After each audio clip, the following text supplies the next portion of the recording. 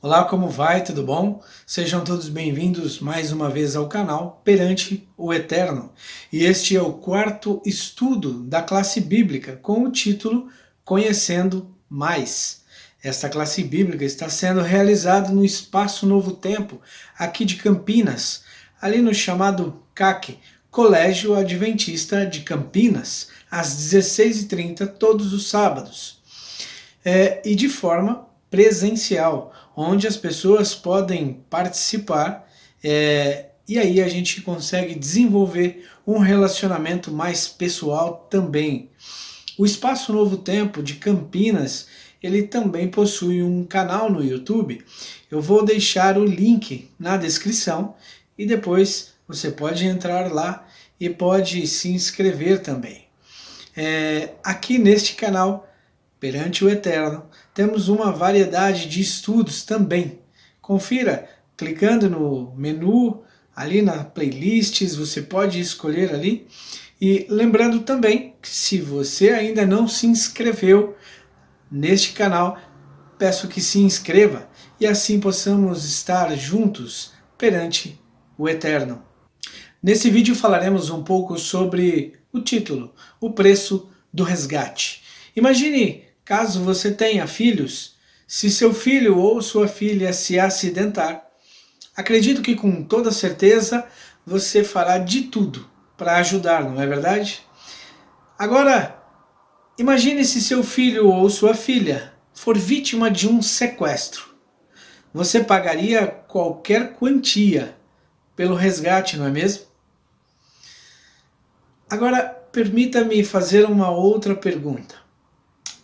Se você, para salvar a vida do seu filho ou da sua filha, você tivesse que dar a sua vida em troca, você tivesse que morrer para salvá-los, você faria isso? Curiosamente, eu fiz essa mesma pergunta a um pai. E para fazê-lo entender um pouco sobre a gravidade da situação e o quanto de amor ele teria pelo seu filho. Mas, para minha surpresa, a resposta foi que ele disse que não teria coragem de dar a sua vida para salvar o seu filho. Triste, não? Bem, eu realmente fiquei bem desconcertado nesse momento. Eu vi que o verdadeiro amor, ele está se esfriando cada vez mais. Eu fiquei bastante triste com essa resposta, porém eu procurei fazer com que ele entendesse um pouquinho sobre o amor de Deus como um pai, que viu que os seus filhos foram raptados por Satanás. E nós estamos em uma condição que nos fará se perder cada vez mais. Ele, como um pai que pagou um preço imensurável para recuperar o ser humano, e faz a cada dia ainda de tudo para recuperar um relacionamento que foi perdido por conta desse algoz e que nos traz a degradação a cada dia e continua fazendo de tudo para que eu e você não venhamos a mais ouvir o chamado do Pai. Mas para entender um pouco mais sobre isso, vamos entender um pouco como o ser humano foi criado. Acompanhe comigo Gênesis capítulo 1, verso 27. Criou Deus, pois, o homem à sua imagem. A imagem de Deus o criou. Homem e mulher os criou. O homem deveria ter a imagem de Deus, mas principalmente no caráter e em termos de sua natureza espiritual. Foi um ser humano lotado de livre escolha e sabedoria e autoconsciente, com uma natureza que refletia a santidade divina do seu Criador. E que prova de obediência Deus pediu agora a Adão e Eva? Vejamos lá em Gênesis capítulo 2, verso 15 até o 17, que diz assim: Tomou, pois, o Senhor Deus ao homem e o colocou no jardim do Éden para o cultivar e o guardar. E o Senhor Deus lhe deu esta ordem: de toda árvore do jardim comerás livremente, mas da árvore do conhecimento do bem e do mal não comerás, porque no dia em que dela comerdes, certamente morrerás. Imagine você, alguns milênios depois do pecado, ainda temos uma variedade de frutas catalogadas, muitas que eu nem imagino. Agora pense quantas espécies deveria ter no Éden. E Deus os orientou para não comer do fruto de apenas uma única árvore. Não adianta ficar pensando na realidade, como muitos o fazem, que fruto era, pois era único. Ao Deus orientar, Deus mostra que eles tinham uma opção de não comer. Eles foram orientados para isso. E se comessem, morreriam. E aí então nós veremos agora que proposta foi feita a Adão e Eva.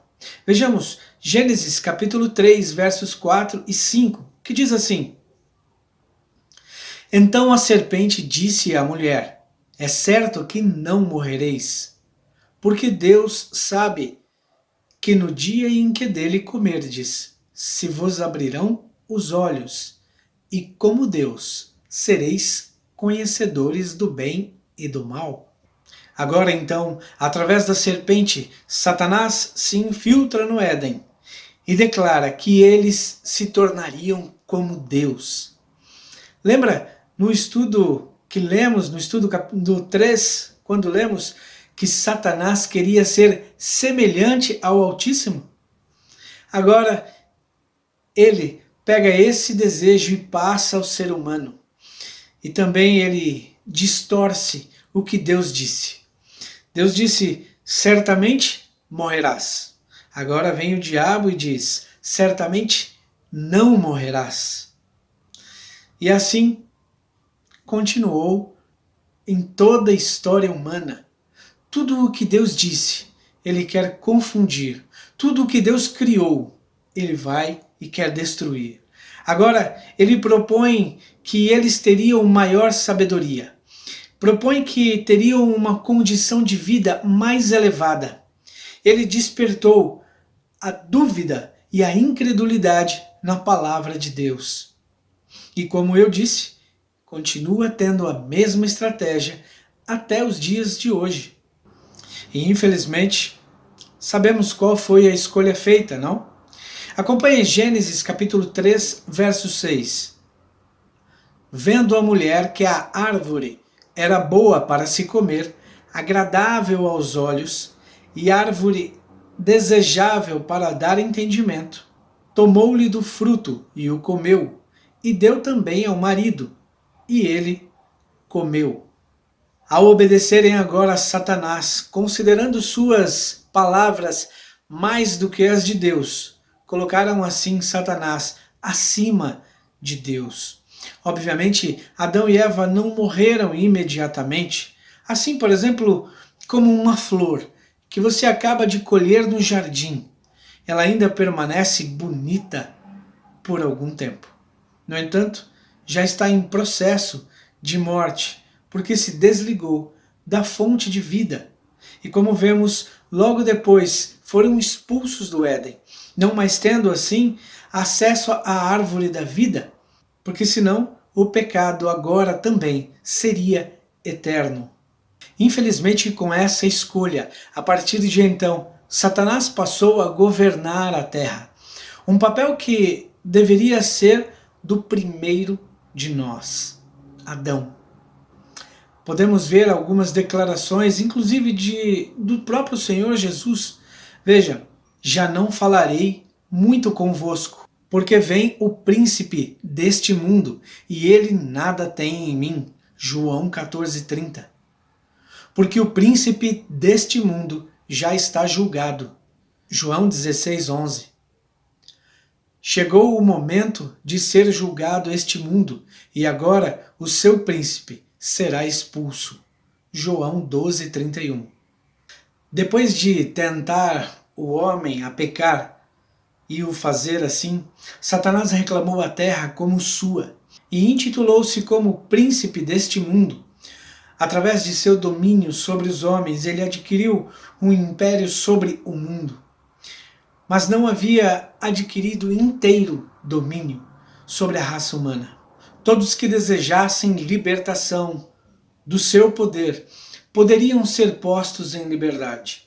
O domínio perdido por Adão por conta do pecado poderia ser restaurado.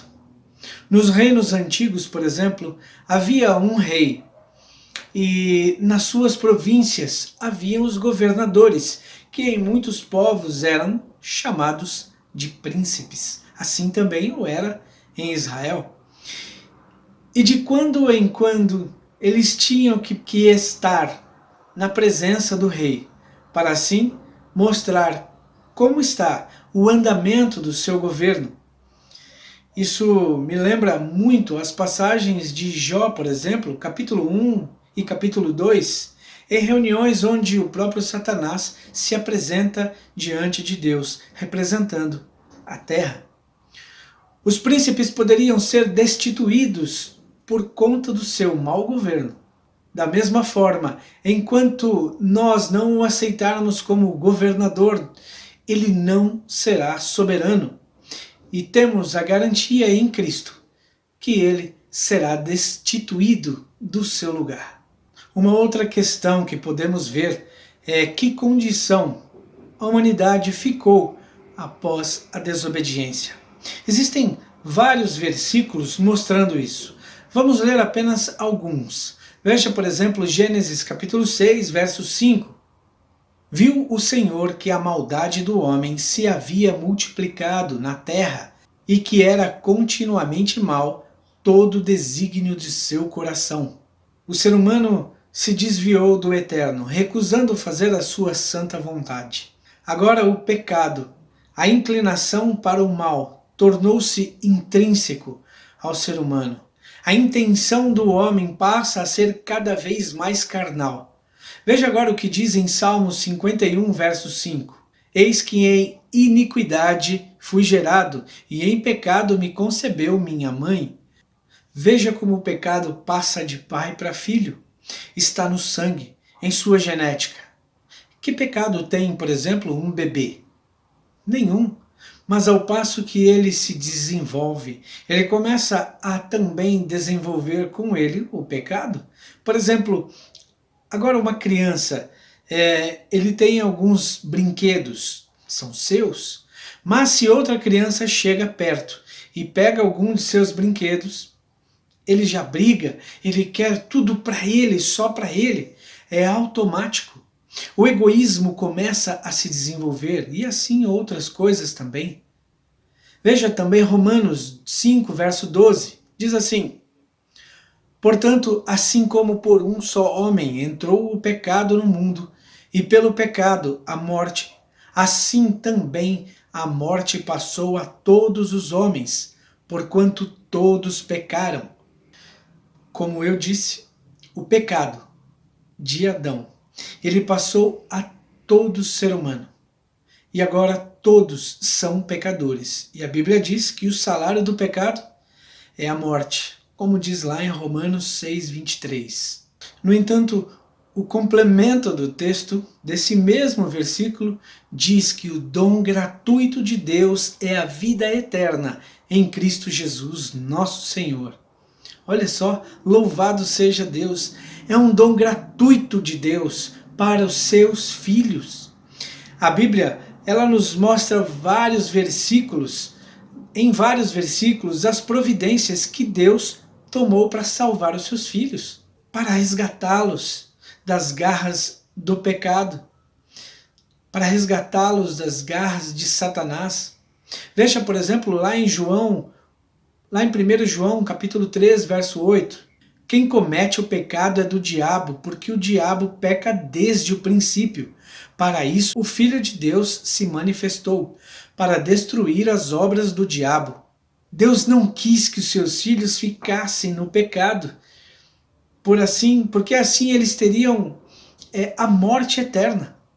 Então Jesus veio para destruir as obras do diabo e colocar os seus filhos em liberdade. Olha agora o que diz lá em 1 Timóteo, capítulo 2, versos 5 e 6.